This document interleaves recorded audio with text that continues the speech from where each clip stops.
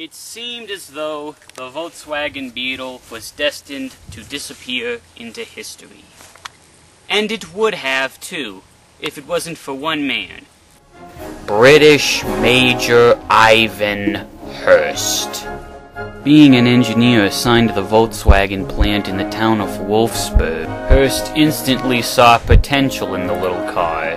However, his superiors were a bit harder to convince.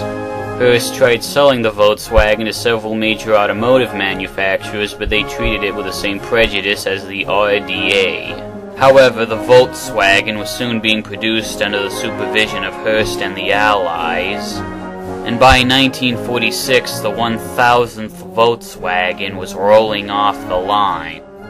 Then in the late 40s, Hurst gave control of the Volkswagen plant to former Opel manager Heinz Nordhoff, who would turn the Volkswagen into a major success and would finally bring Porsche's vision of a car for everybody into reality. As the late 40s and early 50s moved on, the Volkswagen began to lose its Nazi edge, and people soon couldn't resist the Volkswagen's undeniable charm.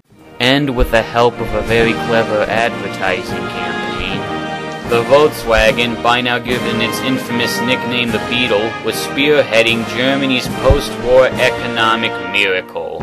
As production numbers first doubled, then tripled over this time, the Beetle had become a major contributor in Germany's recovery. Ironic, considering its origins. Then in 1955, the 1,000,000th Volkswagen Beetle rolled off the assembly line. Painted in gold and encrusted in jewels, it was a symbol of how prosperous the Beetle and Germany had become.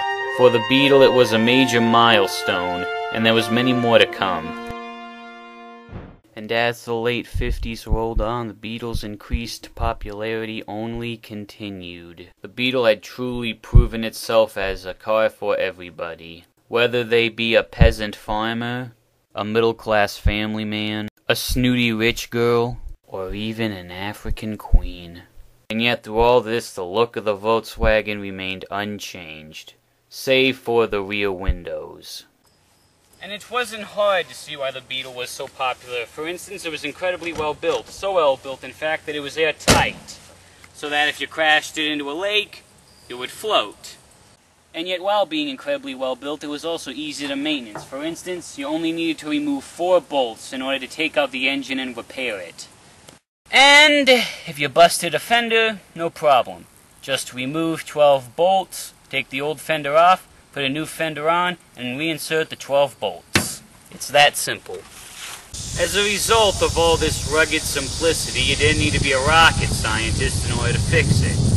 Which was a good thing, because the Volkswagen Beetle was about to go head-to-head with one of its toughest, most notorious customer bases yet. Hippies!